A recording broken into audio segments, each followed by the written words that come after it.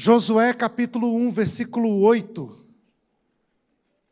Eu queria ler com vocês esse versículo. Antes de colocar o slide, bora colocar o versículo na tela e vamos ler, fazer essa leitura uníssonos. Josué 1, versículo 8. Olha o que diz a palavra de Deus. Vamos ler juntos? Não cesse de falar deste livro da lei, pelo contrário, medite nele dia e noite, para que você tenha cuidado de fazer segundo tudo que nele está escrito, então você prosperará e será bem-sucedido. Quero que você leia comigo, vamos lá, juntos? Não cesse de falar deste livro da lei, pelo contrário, medite nele dia e noite, para que você tenha o cuidado de fazer segundo tudo que nele está escrito. Então você prosperará. Amém. Não cesse de falar deste livro da lei. Irmãos, falar da palavra de Deus, ela é fundamental para que sejamos bem-sucedidos e prósperos. Hoje nós estamos vivendo uma geração que está ensinando as pessoas a ganhar dinheiro, a serem felizes, mas a verdadeira prosperidade não está no dinheiro. Porque se fosse assim, rico não se matava. Rico não se matava, não suicidava lá nos Estados Unidos. A gente vê um monte de gente famosa que morre de overdose, enfim. Não é a riqueza. A nossa prosperidade está no conhecimento, na vivência, na experiência da palavra de Deus. Fomos chamados para relacionamento com a palavra de Deus. Mas, para isso, a gente precisa crer, conhecer a palavra. E muitas vezes a gente não conhece, a gente fica perdido no entendimento das Escrituras. A gente, por exemplo, como a gente está numa série de estudos, né, de mensagens sobre defesa da nossa fé, muitas vezes a gente não consegue nem defender a nossa fé. Você sabe, por exemplo, por que você tem estes livros da Bíblia na sua... Estes livros que compõem a sua Bíblia, você sabe por que não existem outros? Por que não está aí, por exemplo, o Apocalipse de Pedro na sua Bíblia? Por que você não tem aí 1 e 2 Macabeus na sua Bíblia? Você sabe por quê? E aí, você está lá fora no mundo, alguém vai chegar para você e falar assim, olha, a sua Bíblia, foram os homens que escolheram aí a composição dela, então a sua Bíblia é um livro que foi planejado por homens. O que você vai falar a respeito disso? O que você sabe a respeito da composição das Escrituras? Aí a gente vai falar assim, olha, cada um com a sua fé. Mas você não está fazendo a defesa da sua fé. Você está fugindo.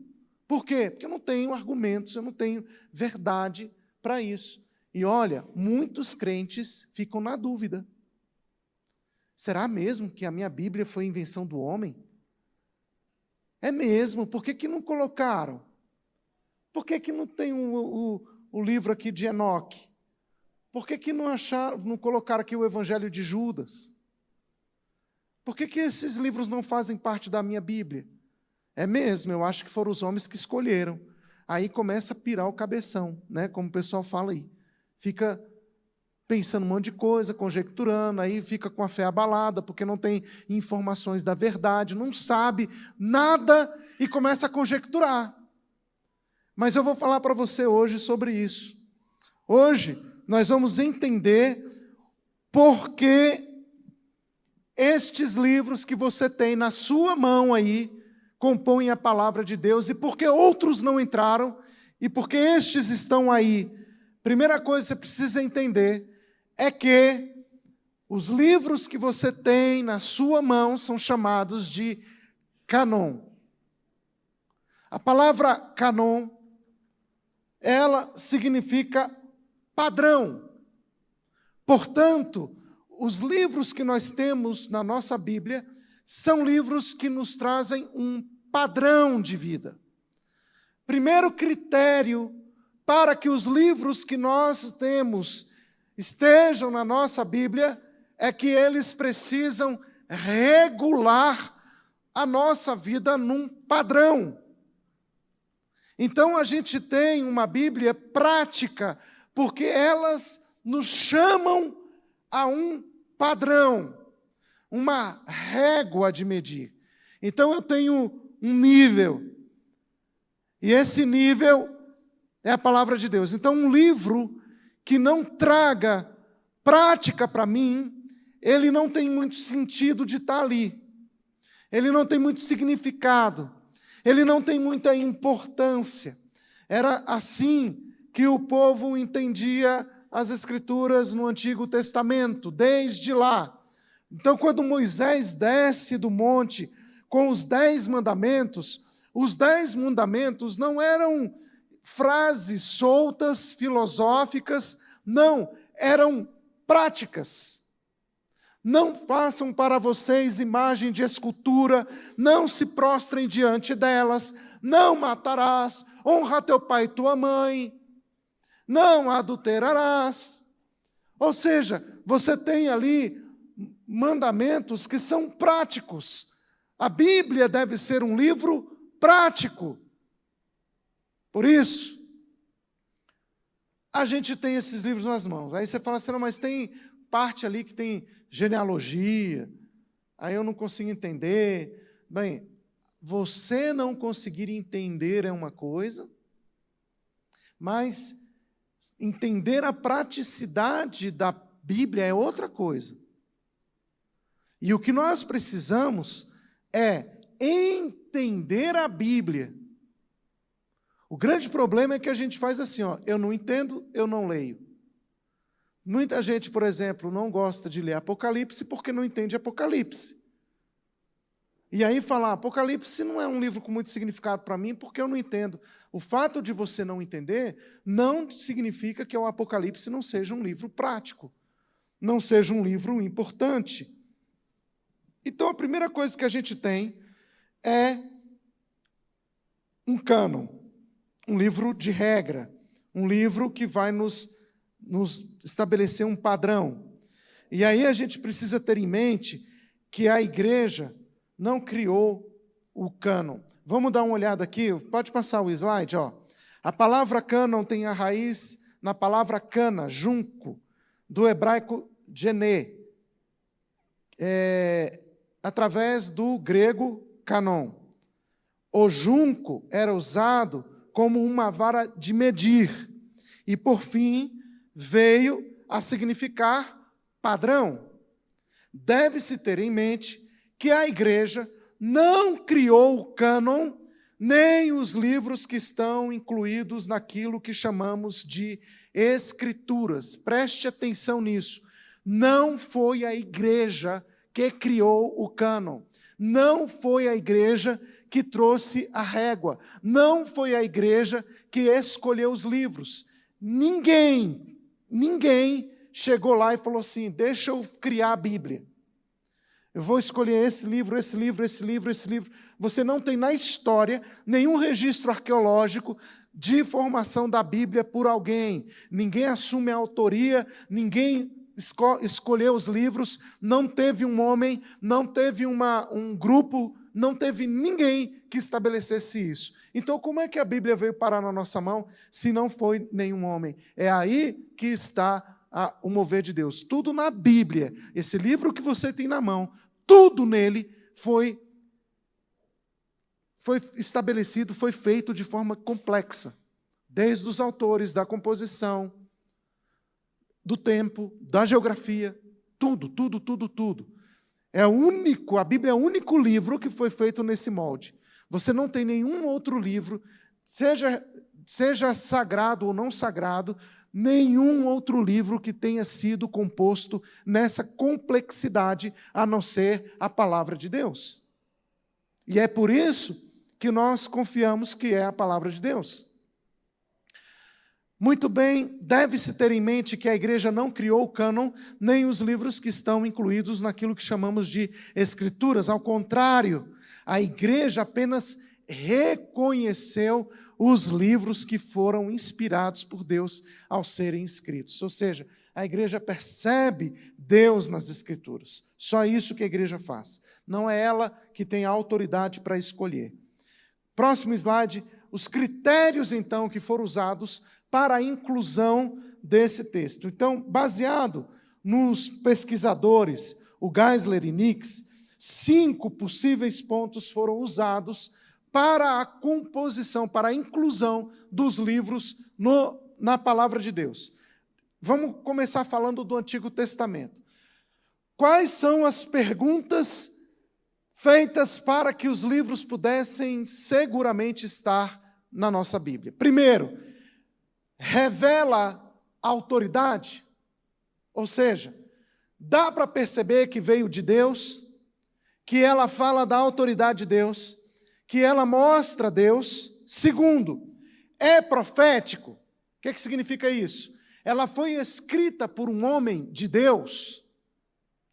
A autoria desse livro, quem foi que estava escrevendo esse texto? Era um homem de Deus. Terceiro, é autêntico? Ou não tem autoria? É uma falácia, é uma lenda, é uma história. Tem um autor. É um livro que foi escrito por essa pessoa, tem autenticidade, suas palavras têm autenticidade. O princípio dos pais da igreja é, em caso de dúvida, jogue fora. E, na verdade, é assim que a Bíblia foi sendo formada e foi sendo estabelecida. Tem autenticidade? Tem, então fica. Não tem? Não sei. Não fica. Tá? Terceiro, é dinâmico? Veio acompanhado do poder divino de transformação de vidas? Esse livro tem transformado vidas? Sim. Então, é dinâmico. E, por último, ele foi aceito, guardado, lido e usado. Porque se a palavra de Deus se torna apenas livro de gaveta, não tem sentido de existir. Concorda comigo? Tem pessoas que pegam a Bíblia e deixam ela aberta na estante da sua casa, sem ter feito nenhum. Não, isso aqui é para purificar o ambiente, para abençoar. Não abençoa, não purifica. Bíblia aberta, ela não tem poder nenhum. Bíblia lida tem poder de Deus. Entendeu? Então, por isso esse livro foi lido, aceito, ele está sendo crido, está sendo usado, guardado, ele foi recebido pelo povo de Deus. Então, esses são os critérios que foram usados. Próximo slide. Cânon do Antigo Testamento. O que aconteceu? No ano 70 depois de Cristo, com a destruição de Jerusalém, os judeus, então, eles foram dispersos pelas nações. Certo? Daí surgiu a necessidade de definir quais livros tinham a palavra oficial de Deus, pois haviam muitos textos extras escriturários. O que significa isso? Escriturísticos. Esses textos do Antigo Testamento, eles eram usados para o ensino do povo de Deus. Então, o povo de Israel, quando tinha Jerusalém, eles tinham os escribas. Aliás, escribas foi num período já do exílio, né? Mas antes, você tinha o povo de Deus já escrevendo a palavra, já reproduzindo a palavra de Deus, e era muito comum. Só que no período que o povo de Israel deixa Jerusalém e fica na Babilônia, Jerusalém é destruída, o povo agora é disperso, e os que estão na Babilônia estão preocupados de perder aquilo que era a palavra de Deus para eles. Eles falam, nem agora, como é que a gente vai fazer? Porque a gente está se misturando, a gente pode perder o idioma. Foi aí que surgiram os maçoréticos, aquelas pessoas que começaram a colocar vogal nas palavras, porque não tinham, porque a escrita era muito antiga. E aí, com medo de perder o sentido das palavras, eles começaram a vocalizar as palavras, e eles começaram, então, a escrever como eram os costumes dele. Olha, o nosso povo tem o hábito de celebrar a Páscoa dessa forma. Daí eles vão escrever um monte de tradições. Você vai ter, então, vários tratados que vão explicar a cultura do povo de Israel naquela época. Então, eles tinham essa preocupação. Mas eles não queriam apenas explicar como funcionava a cultura. Eles queriam também explicar quais eram os livros que eles usavam para manter a sua cultura e a sua fé. Então eles falavam, não, a gente não pode abandonar aqui as palavras que foram ditas pelos nossos pais. E aí eles pegaram as escrituras e começaram a reproduzir essas escrituras. Por quê? Porque havia na Babilônia, por exemplo, muitos textos que eram sagrados e estavam, para os babilônicos, estavam sendo difundidos, ensinados. E o povo de Israel, misturado naquele povo, ia acabar confundindo. Não, mas esse texto aqui não é sagrado. É que nem, por exemplo, no Brasil, alguns anos atrás, tinha muito crente que achava que era um versículo bíblico, 1000 chegarás, 2000 não passarás. Crente. Não, porque diz a palavra de Deus, né, pastor? 1000 chegarás, 2000 não passarás. São culturas pagãs que foram sendo inseridas. E a gente foi crendo porque a gente... Imagina, se isso acontece conosco, acontecia também com o povo de Israel. E aí, para que isso não pudesse se misturar, o povo pegou a palavra e guardou. Entendeu? Para que não houvesse a mistura. Então foi isso que aconteceu. Mas também, com o crescimento do cristianismo, muitos textos de cristãos começaram a circular. Então eles começaram, cristãos, a escrever, olha, eu tive uma experiência com Deus, e papapá, e iam escrevendo essas cartas e passando uns para os outros, a fim de impedir que esses escritos dos cristãos fossem confundidos com outros escritos judaicos e acabassem sendo usados nas sinagogas.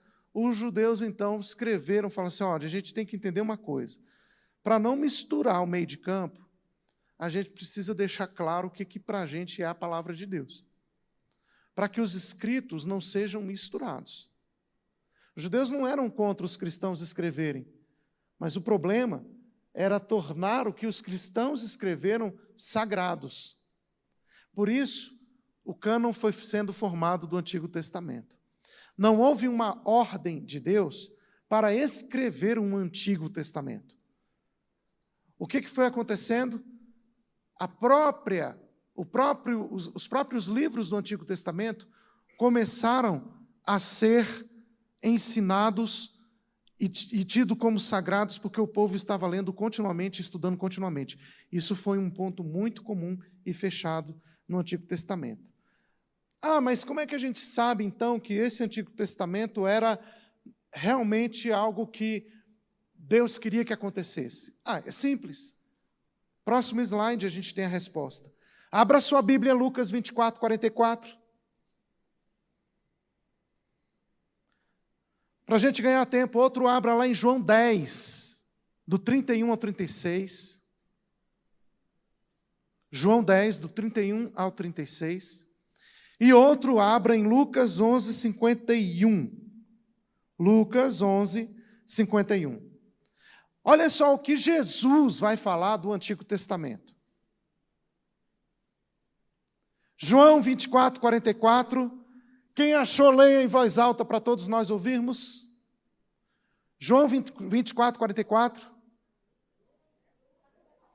Lucas, perdão. Lucas 24, 44. Não acharam?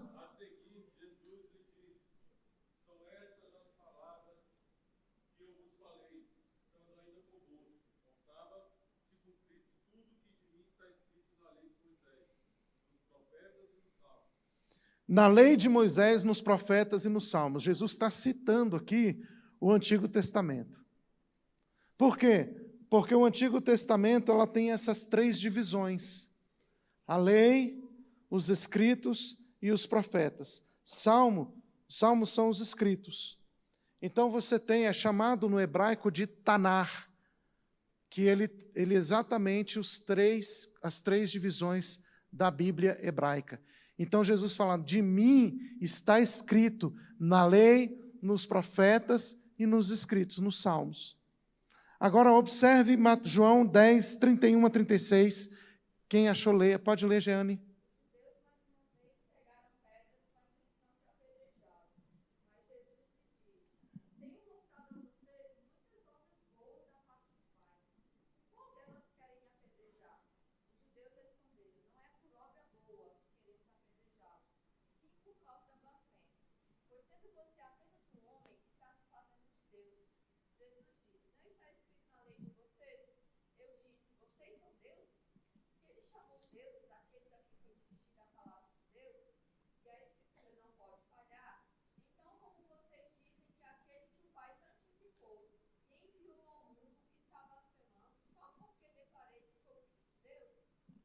Observem que Jesus vai pegar um texto do Antigo Testamento que fala que sois deuses, e Jesus vai trazer a revelação disso, falando, eu sou filho de Deus, e vocês não creem?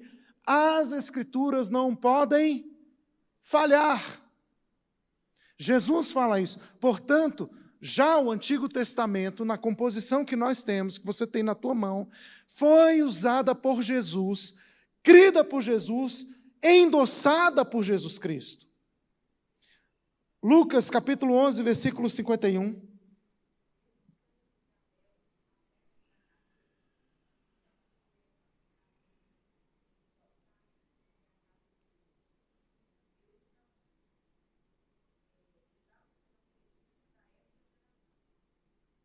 Desde Abel até Zacarias. Por que ele vai falar de Abel até Zacarias? Porque o primeiro Marte foi Abel, isso está lá em Gênesis 4:8, e o último Marte, citado na Bíblia, no Antigo Testamento, foi Zacarias. Então você tem toda a história bíblica percorrida aí nessas palavras de Jesus, do primeiro ao último Marte. O primeiro a morrer, o último a morrer no Antigo Testamento. Jesus então cita e ele faz um endosso aqui da extensão do cânon do Antigo Testamento. Mas só Jesus vai falar da credibilidade do Antigo Testamento? Não. Próximo slide. Os escritores não bíblicos também vão falar do Antigo Testamento. O mais antigo registro extrabíblico é o prólogo do livro Eclesiástico, em 130 a.C.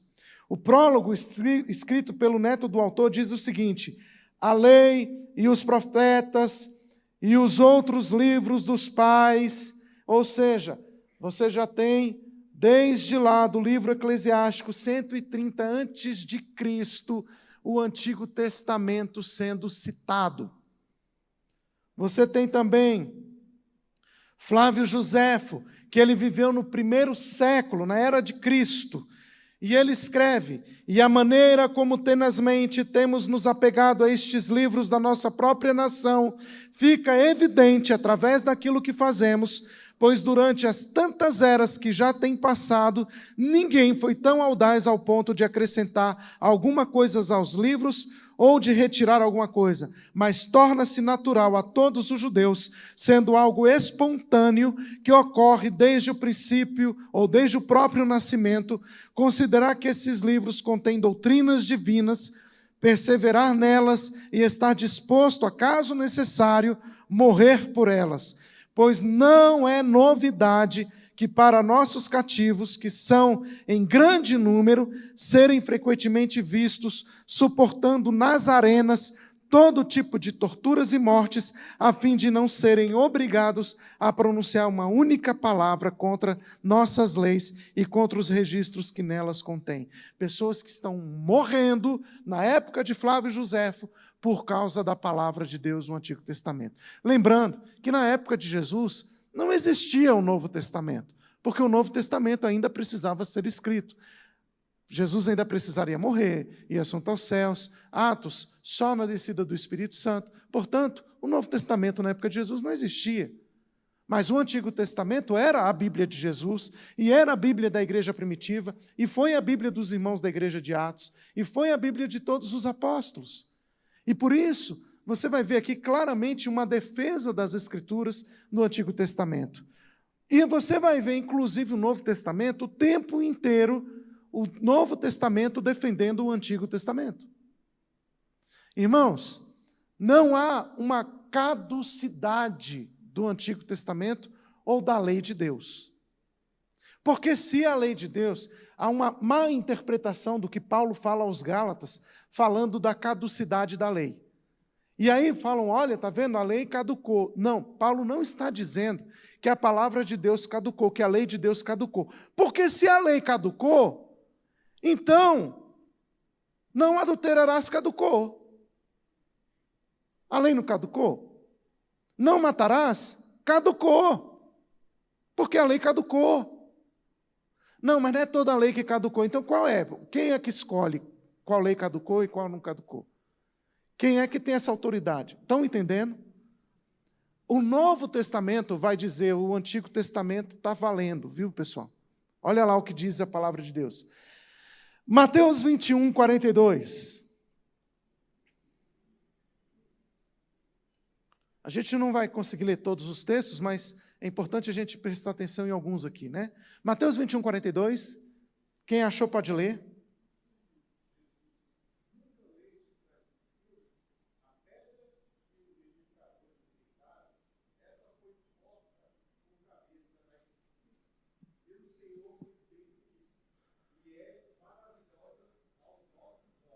Vocês nunca leram o que está na Escritura? Veja, Jesus está o tempo inteiro ressaltando o Antigo Testamento, porque o que acontece? Gente, o que deu credibilidade ao ministério de Jesus e autoridade para o ministério de Jesus foi a palavra de Deus.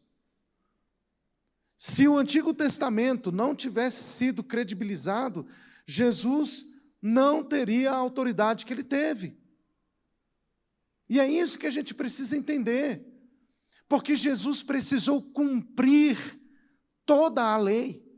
Jesus precisou cumprir tudo que se falava, inclusive a seu respeito. Ele estava ali, e o critério para dizer esse é o verdadeiro Cristo, era a lei do Antigo Testamento. Caso contrário, qualquer um poderia ser o Cristo. O que dá credibilidade é o cumprimento, é a palavra profética lançada no Antigo Testamento. Portanto, toda a palavra de Deus no Antigo Testamento, a forma como ela foi composta, a forma como os judeus se preocuparam em manter aquilo que eles receberam como sagrado, foi essencial para que Jesus pudesse dar voz ao Antigo Testamento, dizendo, olha, eu estou cumprindo o que foi profetizado. E o tempo inteiro a palavra de Deus acontece assim. Vamos ver um outro texto aqui, João 5,39. Quem achou pode ler, tá? João 5,39.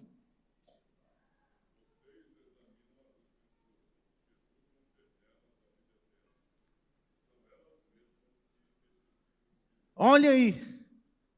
Jesus está falando, vocês julgam ter nas Escrituras a vida eterna. E Jesus não falou que estava errado, ele falou, é isso mesmo. As escrituras falam da vida eterna, porque elas testificam de mim. Então, irmãos, preste atenção. Tirar um tio da palavra de Deus é maldição. É ou não é? Se nós cremos na palavra de Deus, nós não podemos tirar nada dela, porque toda ela revela Jesus Cristo. Mas será que nós não tiramos quando nós lemos o Antigo Testamento e falamos, não, isso aqui é para mim, isso aqui não é para mim, isso aqui é para mim, isso aqui não é para mim, isso aqui é para mim, isso aqui não é para mim. A gente está tirando.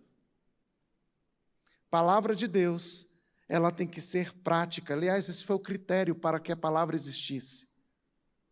Se ela não tem sentido de uso, a gente viu isso lá, esse foi o critério, inclusive, que os pesquisadores, os estudiosos, perceberam da validação das Escrituras. Ela tem que ser prática, ela tem que ser transformadora. Se eu vou ler a palavra e eu falo, não, isso aqui não é para mim, eu estou falando, essa palavra não tem praticidade na minha vida. E se ela não tem praticidade na minha vida, ela já não é mais palavra de Deus.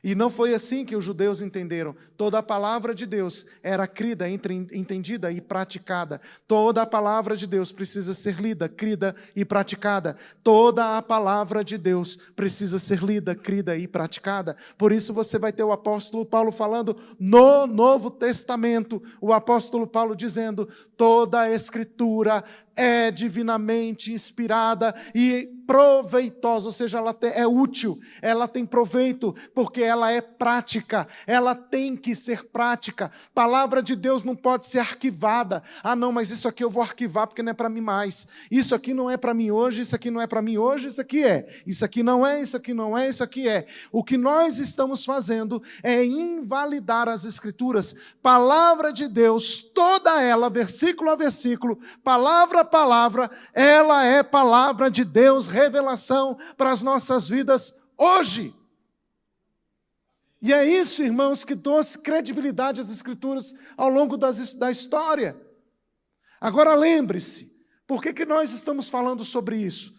Porque nós estamos numa geração em que Satanás, como estratégia, está querendo descredibilizar a palavra de Deus, querendo descredibilizar a igreja que valida a palavra de Deus pela sua fé.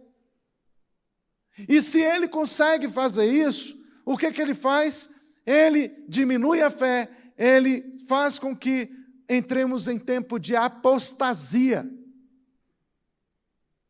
E nós estamos cada vez mais colocando a palavra de Deus em xeque, por nós sectarizarmos a palavra. Temos que tomar muito cuidado com isso, irmãos. As nossas teologias sectaristas. Ah, não, Levítico não é para mim mais hoje. Gênesis Deuteronômio mais ou menos. Quando a gente faz isso, nós estamos invalidando a palavra de Deus. E quando a gente invalida a palavra de Deus, nós estamos invalidando o seu efeito sobre a nossa vida. E a palavra de Deus revela a vida eterna. É por isso que a gente tem um entendimento tão deturpado de Jesus como a gente tem nos nossos dias. Jesus é tão misturado com conceitos, padrões, ideias mundanas, pagãs, porque nós estamos sectarizando a verdade. A palavra de Deus não pode ser sectarizada, nada dela. Ah, pastor, mas isso aqui na Bíblia, você pode até não entender. Eu até entendo que não sabemos tudo das Escrituras. Mas eu não posso dizer que aquilo que eu não entendo, ela não é para mim hoje. Toda a palavra de Deus é para mim hoje. Para a parte final aqui, vamos lá. Os livros apócrifos no Antigo Testamento. Vocês sabem que a nossa Bíblia tem 7 livros a menos do que a Igreja Católica. E eu vou explicar para você por que a nossa Bíblia é diferente da Bíblia Católica. Ah, pastor, nossa Bíblia tem 7 livros a menos. É porque é economia? Fica mais barato? Não, não é economia, não é porque fica mais barato.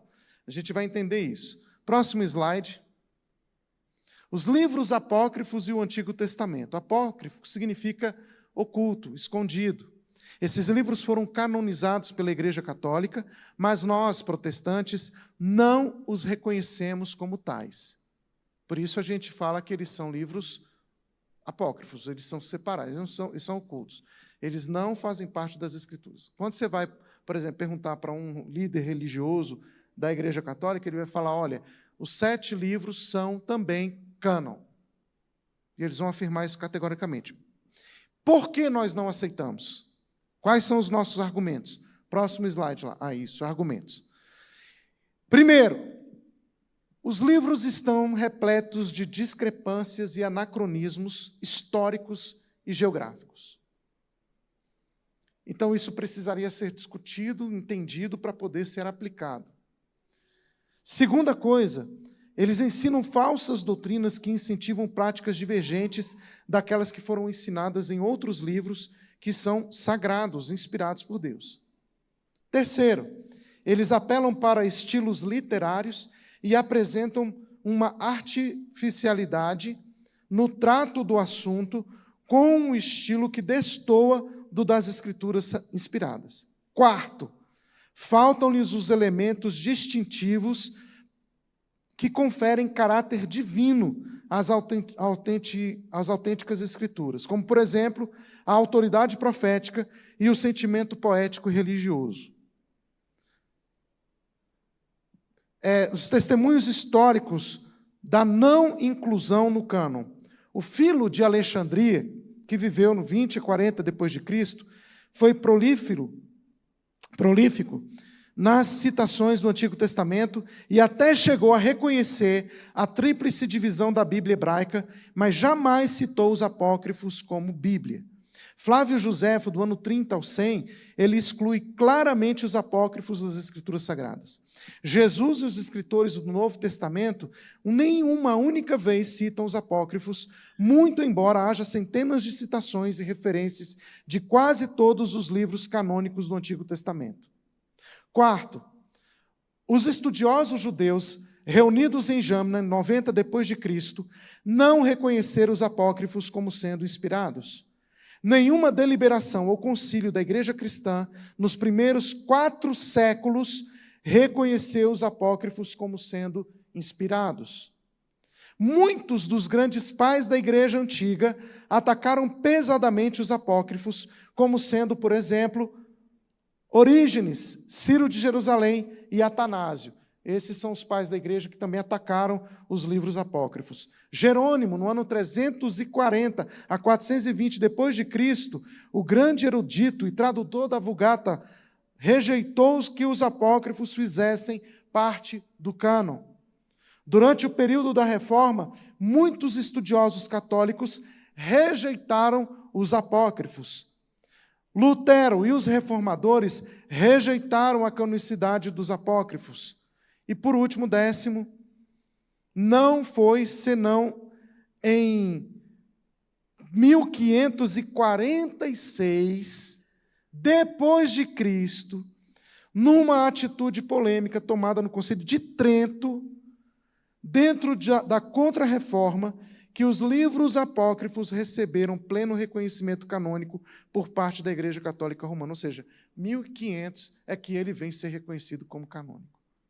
Por isso, esses livros não entraram no cânon sagrado. Mas por que os nossos livros estão lá e a gente não reconhece os canônicos por esses argumentos?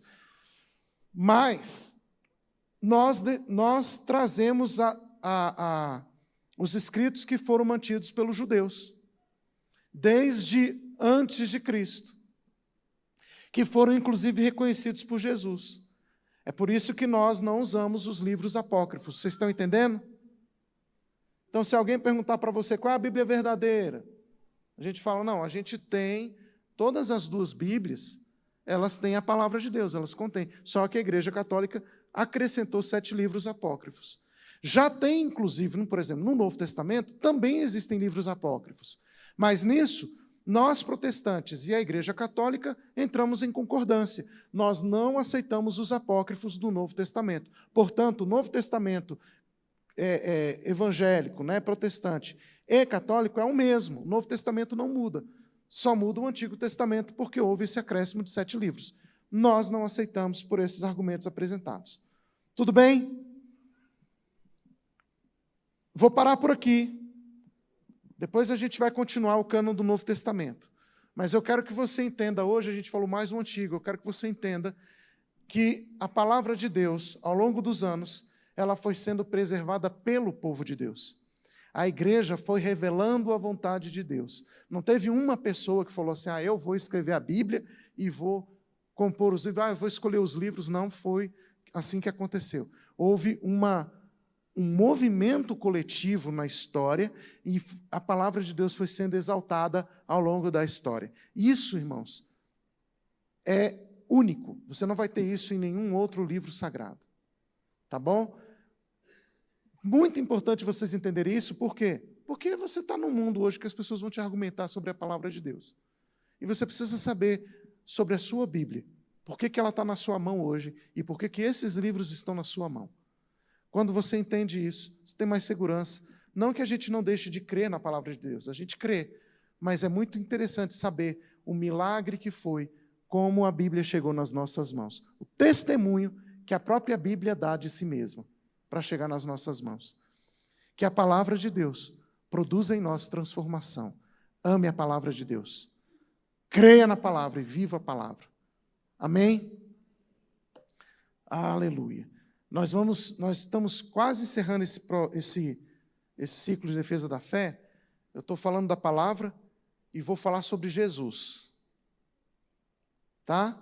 Domingo que vem eu termino a palavra e nós vamos falar sobre defendendo a fé em Jesus Cristo. Por que eu sei que Jesus é o Senhor e não é outro? Já parou para pensar nisso? Por que não é vai que é um outro Jesus aí e eu estou no Jesus errado, né? Vai que eu estou servindo um Jesus errado aí, o Jesus que a igreja inventou. E como saber que Jesus realmente é o Messias? Será que ele é o Messias mesmo do Antigo Testamento? Profetizado? Por que os judeus não estão crendo em Jesus e nós cremos? Que Jesus é esse que nós estamos acreditando? Será que ele é realmente aquele que estava profetizado? Ou será que a gente está tudo num balaio de gato, enganado? Maria vai com as outras. A gente vai entender sobre quem é Jesus nos outros domingos. Amém? Estou ensinando isso para vocês, irmãos. Nós não estamos ministrando aqui outra coisa, senão a palavra de Deus, escrita e viva. Porque eu quero que vocês entendam, eu quero que vocês guardem isso no coração.